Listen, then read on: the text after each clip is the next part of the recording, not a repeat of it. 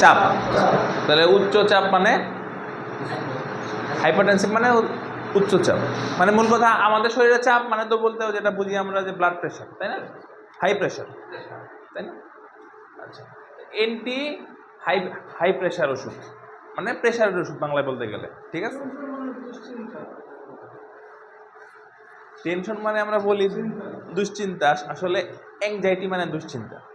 আমরা বলি আর কি যে বাংলায় বলি না চাপ নিয়েন না, চাপ নিয়েন না মানে টেনশন করেন না, ব্যাপারটা আসলে এরকম। কিন্তু ওই মানে আসলে চাপ চাপ বলতে আমরা এখানে রক্তের চাপটা বুঝি। রক্তচাপটা জিনিসটা কি? রক্তনালী সম্পর্কে আপনাদের আইডিয়া আছে না? আর্টারি, ভেইন, ধমনী, শিরা পড়ছেন? এটা কি রক্তনালী? হ্যাঁ, এটা আর্টারি হোক ভেইন হোক কোনো সমস্যা নাই। এখান দিয়ে কি যায়? রক্ত, মনে করেন এরকম রক্তের কণা যায়, তাই না? রক্তে এরকম ছোট ছোট অনেকগুলো কণা থাকে না? আর আরবিসি, ডাব্লিউবিসি এগুলো পড়ছেন তো আপনারা, তাই না? রক্তকণিকা আর কি যেগুলোকে বলে, হ্যাঁ, white blood cell, red blood cell, platelet, এগুলো পড়ছেন না? এরকম রক্তগুলো এখান দিয়ে কি হয়? প্রবাহিত হয়। তো প্রবাহিত হওয়ার সময় মনে করেন আপনি একটা পাইপের ভিতর দিয়ে পানি গেল, তাই না? পাইপের ভিতর যখন পানি যাবে পাইপের গায়ে একটা চাপ তৈরি হবে না? হবে কিনা? সেই চাপটা যদি আমি বাড়াই তাহলে কি করবো? ওই পাইপের মাথায় একটু চাপটা ধরলে পানিটা অনেক জোরে বের হবে, তাই না? তার মানে চাপটা বেড়ে গেল। তো এই যে এটা তো রক্তনালী, রক্তনালীর ভিতরে যখন রক্তটা যায় তখন কি রক্তনালীর গায়ে একটা চাপ তৈরি হয় না? তো এই চাপটাকে আমরা রক্তচাপ বা ব্লাড প্রেশার বলি। তো এই চাপটা তাহলে আপনার দেখেন, চিন্তা করে দেখেন বাড়বে কখন? এই চাপটা একটা নর্মাল চাপ আছে তো, তাই না? নর্মাল চাপটা আমরা কি বলি? নর্মাল ব্লাড প্রেশার যেটাকে বলি, ঠিক আছে?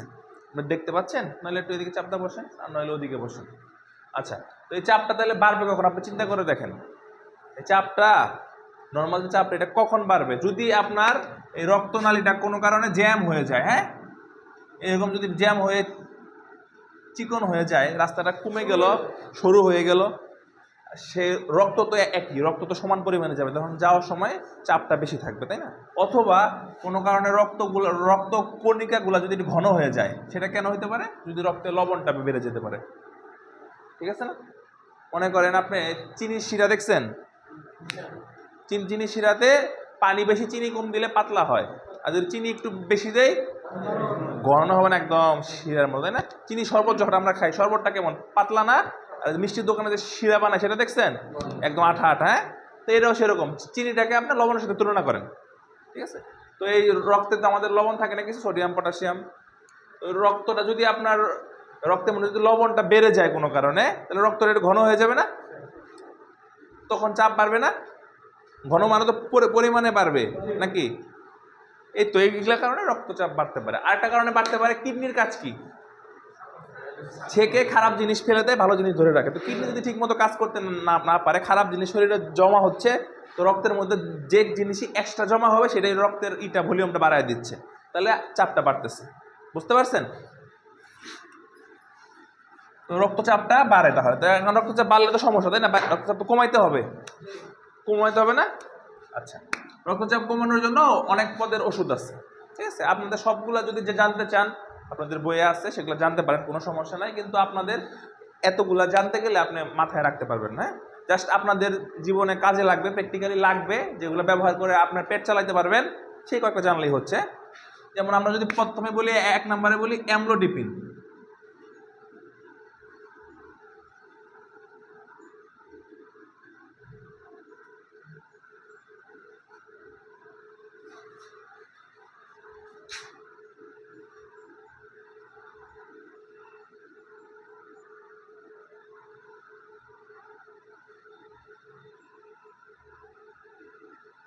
এই দেখেন, তাহলে অ্যামলোডিপিনটা কি? অ্যামলোডিপিনটা হলো ক্যালসিয়াম চ্যানেল ব্লকার। অ্যামলোডিপিনটা কি? ক্যালসিয়াম তো বোঝেন, ক্যালসিয়াম কি? ক্যালসিয়াম কি?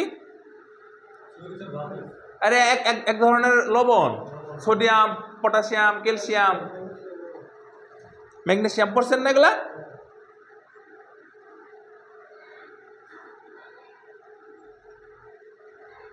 আচ্ছা, তাহলে অ্যামলোডিপিনটা হলো কি? ক্যালসিয়াম চ্যানেল ব্লকার, হ্যাঁ? অ্যামলোডিপিনটা হলো ক্যালসিয়াম চ্যানেল ব্লকার। ক্যালসিয়ামের সংকেত হলো Ca2+, তাই না? যারা আচ্ছা আপনারা অনেকে জানেন না হয়তো এটা।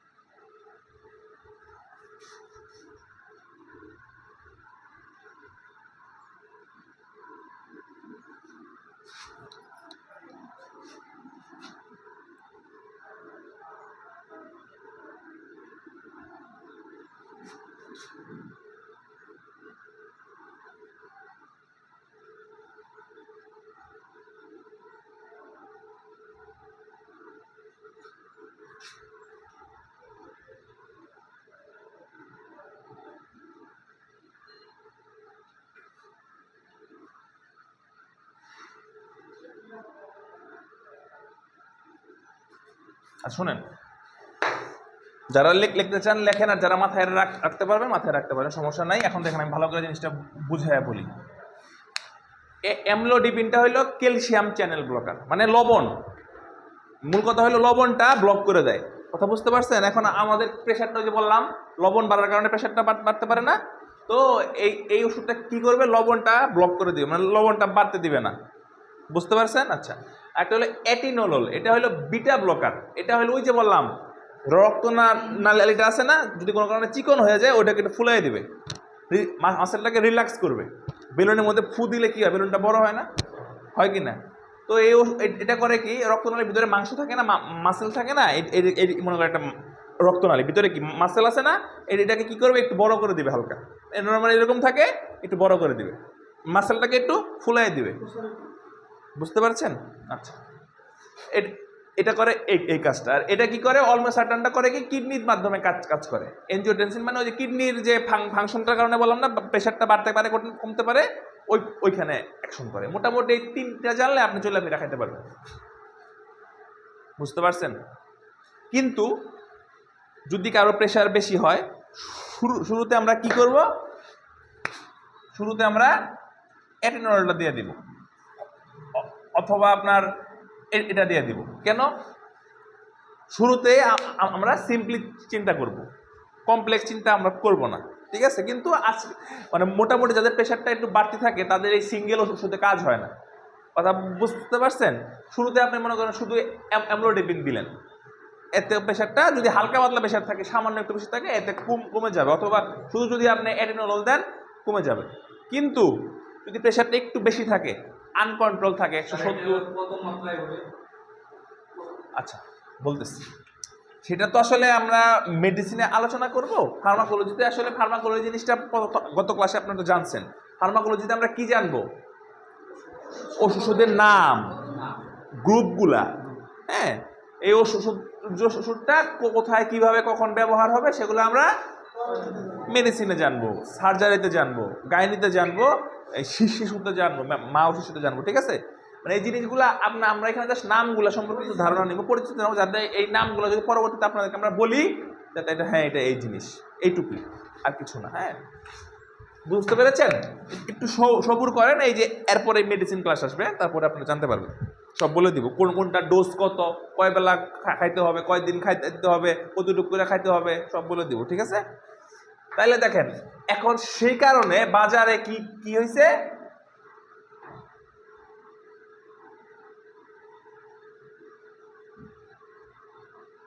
কম্বিনেশন আকারে পাওয়া যায় ওষুধ। কথা বুঝতে পারছেন? এই দুইটা একসাথে পাওয়া যায়, আবার এই দুইটা একসাথে পাওয়া যায়। বুঝতে পারছেন? 1, 2, 3, 1+2 পাওয়া যায়, আবার 1+3 পাওয়া যায়। কথা বুঝতে পারছেন? এগুলো হলো combination drug. Amlodipine plus atenolol পাওয়া যায়। হ্যাঁ হ্যাঁ হ্যাঁ হ্যাঁ, যেমন বাজারে আছে না, ফিকজোকার্ড নামে পাওয়া যায়, হ্যাঁ, প্রেশার ওষুধ।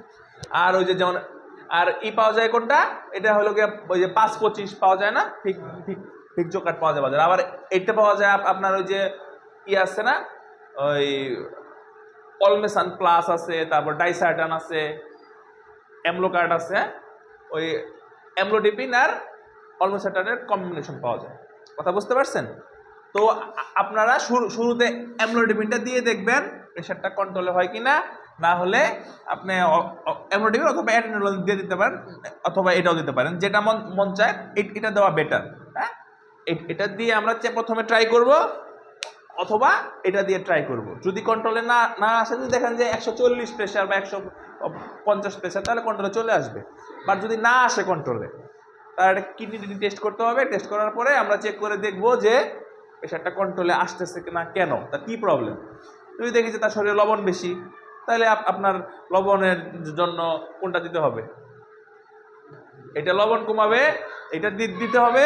প্লাস যদি দেখি তার কিডনিতে একটু ঝামেলা আসে, তখন সাথে এটা দিব, কারণ এটা কিডনির ফাংশন, কিডনির মাধ্যমে কাজ করবে।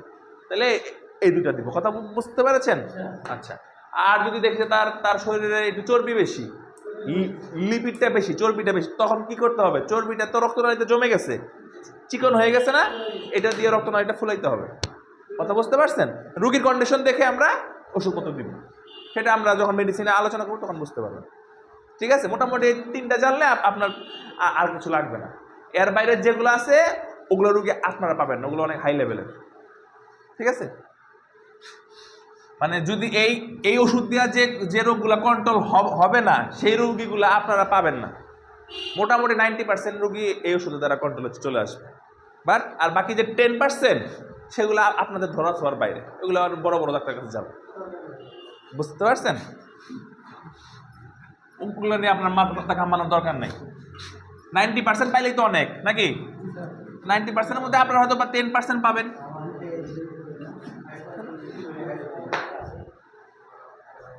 আচ্ছা, তাইলে তারপরে গেল অ্যান্টি কোলেস্টেরল ড্রাগ।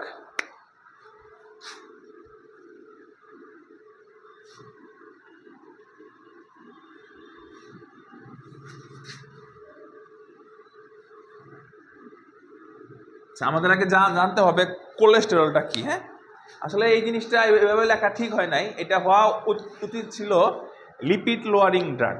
কথা বুঝতে পারছেন? কারণ কি, আসলে আমরা বলে দিই, যেটা হলো গিয়া আমাদের চর্বিটা আছে কয়েক ধরনের। কথা বুঝতে পারছেন? চর্বিটা যদি আমরা বলি, সেটা হলো গিয়া আপনার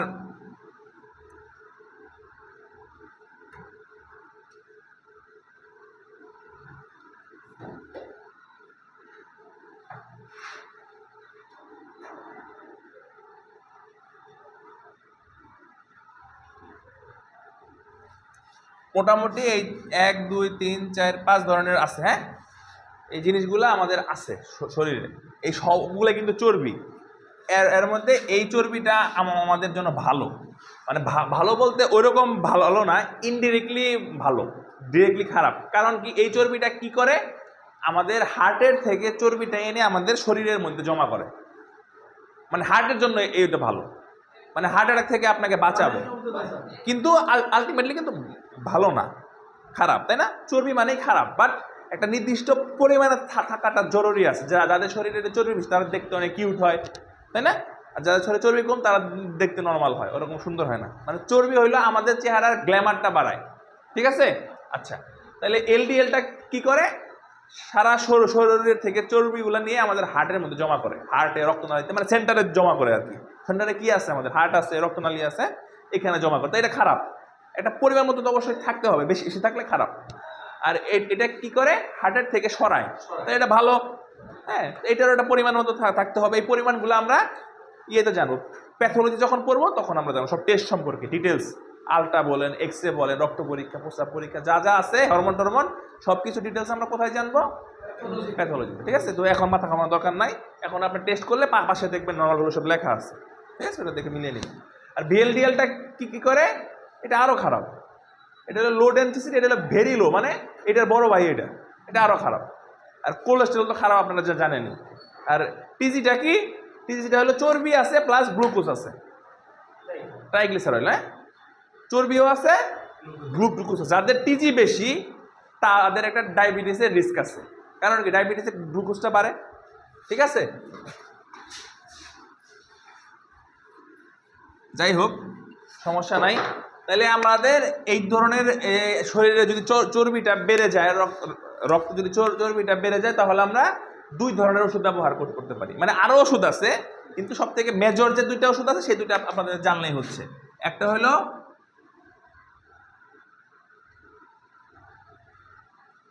হলো রসুভাস্টিডিন, হ্যাঁ, আর একটা হলো অ্যাটোভাস্টিডিন।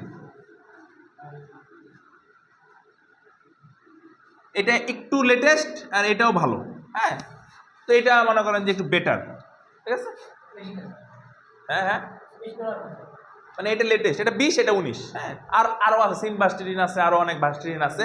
যত ভাস্টিডিন লেখা লাস্টে সবই এই ওষুধ, কথা বুঝতে, হ্যাঁ।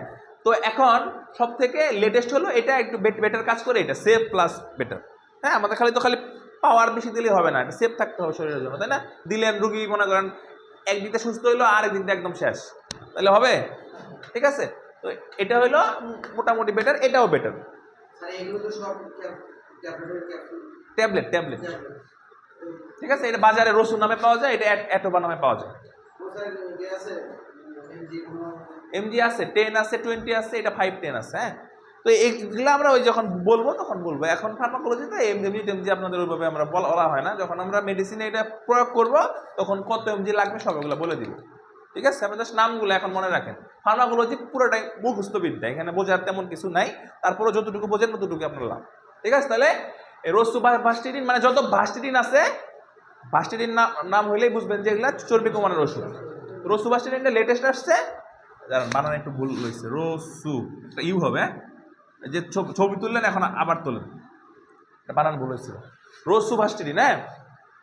আর একটা হলো অ্যাটোভাস্টিডিন, ঠিক আছে।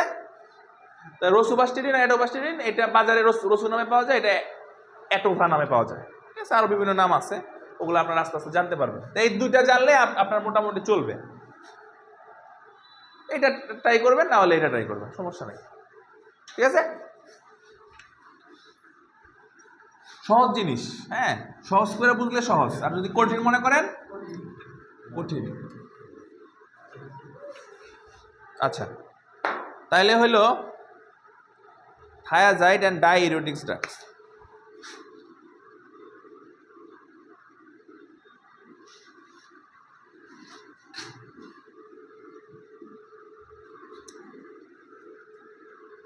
আচ্ছা, ডাইউরেটিক্স, ইউরিন মানে কি?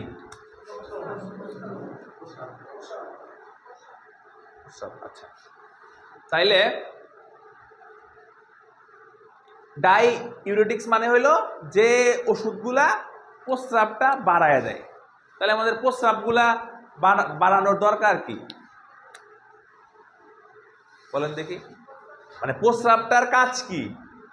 মানে প্রস্রাব কি হয় আমাদের শরীরে, মানে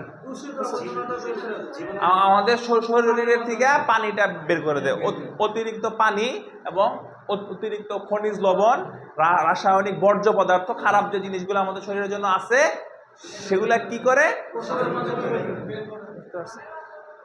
হ্যাঁ, ঘামের মাধ্যমে বের হয়, ঘামের মাধ্যমে সামান্য বের হয়, প্রস্রাবের মাধ্যমে বেশি বের হয়, ঠিক আছে। তাহলে এই প্রস্রাবটা, এই ওষুধগুলা কি করে? প্রস্রাবটা বাড়ায় দেয়, মানে প্রস্রাব তৈরিটা বাড়ায় দেয়, কিডনিতে বুস্ট করে। বুস্ট মানে তো বোঝেন, একটা জিনিস বুস্ট করলে ওটা বেশি হয়। তাহলে আমাদের প্রস্রাবটা বেশি হওয়ানোর দরকার হয় কখন? যখন প্রস্রাব আটকে যায় হতে পারে, অথবা শরীরে পানি আসলো, হাতে পায়ে পানি আসলো, অথবা তার প্রেশারটা বেড়ে যায়। প্রস্রাবের মাধ্যমে লবণ বের হয় না? লবণ বেশি হইলে লবণ বেশি হইলে প্রেশার বাড়ে না? তাহলে আপনার যদি প্রেশারটা বেড়ে যায় তাহলে আপনার কি দরকার হবে? ওষুধ দিব আমরা। ওষুধ দিলে ওষুধটা তো আস্তে আস্তে কাজ করে। আর এটা কি নগদ দিব, নগদ বের হয়ে যাবে, নগদ একদম অ্যাকশন, ঠিক আছে না? আর একটা কারণে আমরা ব্যবহার করি, মানে শরীর থেকে তো প্রস্রাবের মাধ্যমে শরীর থেকে পানি বের হয়ে যায়, তাই না? শরীরে যদি অতিরিক্ত পানি জমে, আমরা বলি না অনেকের হাতে পায়ে পানি আসে, পেটে পানি আসে, এগুলো অতটা সিরিয়াস না। সিরিয়াস কোথায়? অনেকের কি ফুসফুসে পানি আসে। কোথায় পানি আসে? ফুসফুসে পানি আসে, ওইটা খারাপ, হ্যাঁ। ফুসফুসে যদি পানি আসে তখন আমরা এই ওষুধের দ্বারা ওই ফুসফুসে পানিটাও বের করে ফেলি। মানে পানি যদি বের হয় সারা শরীর থেকে বের হবে, কথা বুঝতে পারছেন? আবার অনেকের দেখবেন একটু খনিজ লবণে একটু এলোমেলো হয়, বুঝছেন? অনেকের কি হয়, খনিজ লবণ মনে করেন সোডিয়াম বেড়ে গেল, পটাশিয়াম কমে গেল, পটাশিয়াম বেড়ে গেল, ঠিক আছে। আচ্ছা, তো এই সব কিছুগুলা মনে করেন এখন এইটা ওষুধ, এই ওষুধগুলোর দ্বারা আমরা কি কি করি, ঠিক আছে। তাহলে দেখেন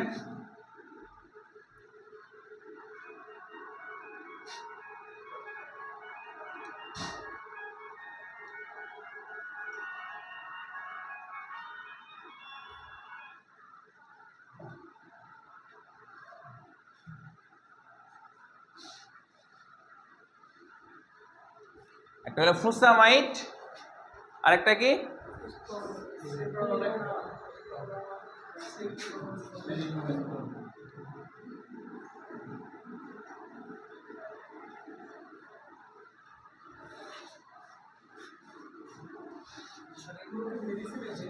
জেনেরিক, জেনেরিক। এখন একটা হলো ফুসামাইড, একটা হলো স্পাইরোনোলেকট্রন, একটা হলো হাইড্রোক্লোরোথায়াজাইড। এটা আপনাদের কখনোই দরকার হবে না, এটা ভুলে যান, জাস্ট বলা দরকার বলতেছি, এই দুইটা মাথায় রাখতে হবে।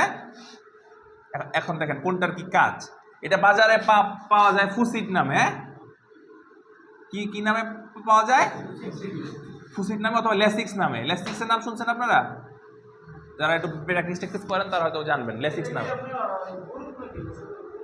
এইটা গ্রুপ আর এটা বাজারে পাওয়া যায়, এগুলো সব গ্রুপ বলতেছি আমি, আর পাশে যেগুলো বলতেছি ওগুলো বাজারে পাওয়া যায়। হ্যাঁ, আর এই স্পাইরোনোলেকট্রন পাওয়া যায় স্পাইরোকার্ড নামে, ঠিক আছে। এগুলা গ্রুপ নাম, আর ওই পাশে যেটা, ঠিক আছে। তো আপনাদের এটা লাগবে না, আপনারা এই দুইটা জানবেন, ঠিক আছে। তো ফুসামাইডটার কাজ কি? ফুসামাইড আমাদের শরীরে লবণ আছে কি কি, sodium, potassium, calcium, chloride, magnesium, মোটামুটি যে মেজর যে লবণগুলা সেগুলো কি কি, সোডিয়াম, আরেকটা হলো পটাশিয়াম, পটাশিয়াম কে দিয়ে লিখি, হ্যাঁ, আর হলো গিয়া আরেকটা হলো ক্লোরাইড। হ্যাঁ, এই তিনটা হইলো সব থেকে মেজর। এগুলো যদি একটু 19-20 হয়, ঠিক আছে, তাহলে একদম শেষ। ক্লোরাইডটা সবার সাথে থাকে, sodium chloride, potassium chloride, magnesium chloride, calcium chloride. তো ক্লোরাইডটা অত বেশি আমরা মাথায় গোনায় ধরি না, কারণ ক্লোরাইড যখন সব লবণের সাথে থাকে তো এটা সবসময় ঠিক মোটামুটি ঠিক থাকে, খুব একটা কমে বাড়ে না। হ্যাঁ, তাহলে কম বেশি হয় ম্যাক্সিমাম ক্ষেত্রে কোনটা, ক্যালসিয়াম যদি কমে যায় আপনার শরীরে তাহলে ওই একটু ব্যথা বুথা হবে, ওষুধ ফষুধ খাইয়ে ঠিক হয়ে যাবে। কিন্তু এই দুইটা যদি সোডিয়ামে যদি ঘাপলা হয় আপনি পাগল হয়ে যাবেন। পাগল দেখেন না কিছু উল্টাপাল্টা বলে, অথবা আপনার যারা একটু বয়স্ক মানুষ স্ট্রোক মুখ করে, ঠিক মতো খাওয়া দাওয়া করেন, দেখবেন যে আবল তাবল বলে, কথা কাজে মিল নাই, এলোমেলো, অতিরিক্ত কথা বলে, এলোমেলো উল্টাপাল্টা বলে, আবল তাবল করে। হ্যাঁ, আপনার মারতে যাইবো, মানে মাথা কাজ করবো না তার, এই সোডিয়ামের কারণে হয়। এটা বুঝতে পারছেন? দুটা হলেই সমস্যা হতে পারে, কম হইলে তো একদম অবস্থা খারাপ হয়ে যায়, আর বেশি হলে তো আরো অবস্থা খারাপ হয়ে যায়। কথা বুঝতে পারছেন? মানে এটা কম বেশি হইলেই সমস্যাগুলো হয়। আর পটাশিয়ামের কারণে আমাদের হার্টের সমস্যা হয়, হার্ট অ্যাটাক হয়ে যেতে পারে। মানে মাসেলগুলো আমাদের একটু স্মুথ হয়ে যায়। আমরা অনেক সময় স্ট্রোক করি, ব্রেন স্ট্রোক করি, এগুলো করি না, ওই পটাশিয়াম থাকে আমাদের মাসেলে থাকে, তো মাংসে থাকে, তো এই মাংসর এগুলা হয়ে যায়। যেমন হার্টে মাসেলগুলো ঠিক মতো কাজ করে না, আমাদের শরীরগুলো একটু দুর্বল হয়ে যায়, ওই যে দেখবেন না এক পাশ আস্তে আস্তে অবশ হয়ে যায়, এরকম হয় না? তো এই জিনিস, তো এই দুইটা জিনিসই খুব ইম্পর্টেন্ট, বাকিগুলোও ইম্পর্টেন্ট, মানে দুইটা বেশি ইম্পর্টেন্ট। তো এই ফ্রুসিড কি করে, এই সোডিয়ামটাও কমায়, পটাশিয়ামটাও কমায়, মানে শরীরে যত লবণ আছে এই ফুসামাইড দিলে সব লবণ বের হয়ে যায়। কথা বুঝতে পারছেন? মানে এটা দিলে কি হবে, বেশি বেশি প্রস্রাব হবে, একবার জায়গায় আপনি 20 বার প্রস্রাব করবেন, কইরা প্রস্রাবের মাধ্যমে লবণগুলো বের হয়ে যাবে। আপনার শরীরে যদি সোডিয়াম, মনে করেন আপনার সোডিয়াম বাড়ছে, পটাশিয়ামটা বাড়ে না, পটাশিয়ামটা ঠিক আছে, তাহলে আপনি ওই ওষুধটা দিলে কি হবে, সোডিয়াম বের হয়ে যাবে, পটাশিয়াম বের হবে না। কি বললাম, সব লবণ বের হয়ে যায়, চিন্তা করতে হবে না। একটা কিছু বলেন, ভুল হইলে সমস্যা নাই তো, পরীক্ষা নাকি যে ভুল হইলে শেষ, চিন্তা করেন। হ্যাঁ, এই ওষুধটা দিলে আমাদের শরীর থেকে সব লবণ বের হয়ে যাবে।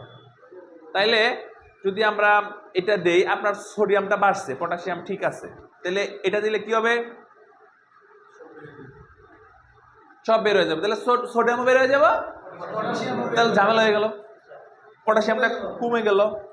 আর এই ওষুধটা করে কি, পটাশিয়ামটা বাড়ায়, ও পটাশিয়ামটা ধইরা রাখে। এই ওষুধের কাজ কি, পটাশিয়ামটা ধরে রাখে, সোডিয়ামটা হালকা কমায়। কথা বুঝতে পারছেন?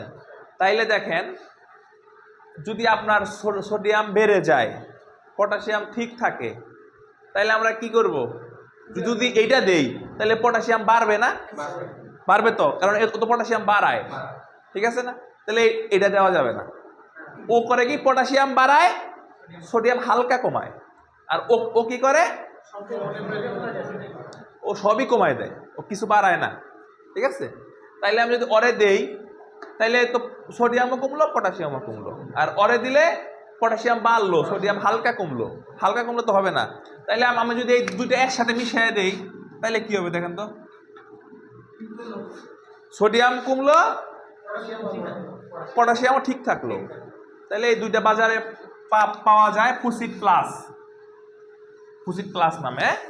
তো এই ওষুধটা আমরা নর্মালি যদি প্রেশার না কমানো লাগে, যদি লবণে এলোমেলো হয়, হাতে পায়ে পানি আসে, তখন আমরা এই দুইটা কম্বিনেশনটা দিই। আর যদি প্রেশার কমানো লাগে, প্রেশার অনেক বাইরে গেছে, প্রেশার 200, এই যে কোনো সময় সে ব্রেন স্ট্রোক করতে পারে, তো ইনস্ট্যান্ট প্রেশার কমাইতে হবে, শরীরে যা আছে সব বের করে দিই, তাহলে তো অ্যাটলিস্ট প্রেশারটা কমবে। তখন আমরা শুধু ফুসামাইড দিব, ল্যাসিক্স দিব, ঠিক আছে? এইটা একটা মজার ব্যাপার হলো, এই শুধু ফুসামাইডটার ইনজেকশন পাওয়া যায় এই যে যখন, কারণ এটা তো আর্জেন্ট ক্ষেত্রে লাগে। ইনজেকশনটা দিলে কি হয়, ফুসফুসে পানি জমলো বের হয়ে যাবো, পেটে জমলো বের হইবো, হাতে পায়ে বের হইবো, প্রেশারও কমবো, সব কিছু বের হইবো। মানে ইমিডিয়েট কাজ করার জন্য তো আমরা ট্যাবলেট দিলে হবে না, বুঝতে পারছেন? তাহলে এগুলো দিব, ঠিক আছে? বুঝছেন? জিনিসপত্র বুঝে ব্যবহার করবেন, আন্দাজে ওষুধ দিলে লাভ হবে না, রোগী মরে যাব। আর রোগী মরে না গেলে মায়ের একটাও মাটিতে পড়বো না। ওষুধপত্র বুঝে বুঝে শিখবেন, বুঝে বুঝে জানবেন, বুঝে বুঝে প্রয়োগ করবেন, বুঝে বুঝে। তার সমস্যাটা কোথায় সেটা আগে জানবেন, তারপরে আপনি কাজ করেন। ভয়ের কিছু নাই। আপনি যদি জিনিসটা, তার রোগটা বুঝতে পারেন, তার প্রবলেমটা বুঝতে পারেন, তো আপনি তো ট্রিটমেন্ট সহজ। আপনার জ্বর আসছে, জ্বরটা কেন আসছে? যদি আপনার ভাইরাস জ্বর হয়, আপনাকে 1000 টাকা দামের 1000 পাওয়ারের অ্যান্টিবায়োটিক দিলে হবে? অ্যান্টিবায়োটিকের কাজ কি? ব্যাকটেরিয়া মারবে। আপনার হচ্ছে ভাইরাস, ডেঙ্গু ভাইরাস না, জ্বর ঠান্ডা এগুলো তো ভাইরাস, তাই না? তো ভাইরাসের রোগে কি অ্যান্টিবায়োটিক দিলে হবে?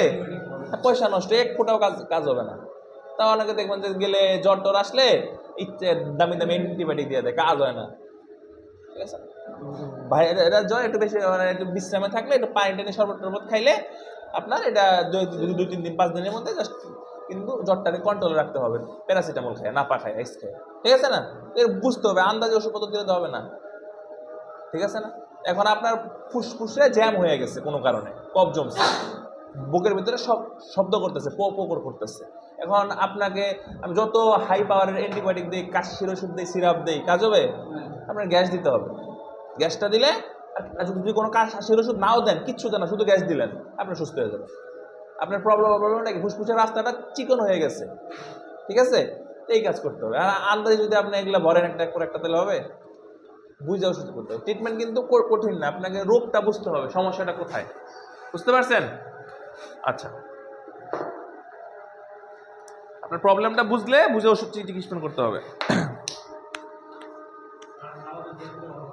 নামাজ শেষ হোক, আজান তো হয়ে গেছে, আজানের পরে তো নামাজ না, তাহলে একটা ক্লাস শেষ, নামাজের পরে একটা ক্লাস করে, অফ করে দেন, এটা অফ করে আবার দিন, পারেন না? যে পারেন চাপ দেন।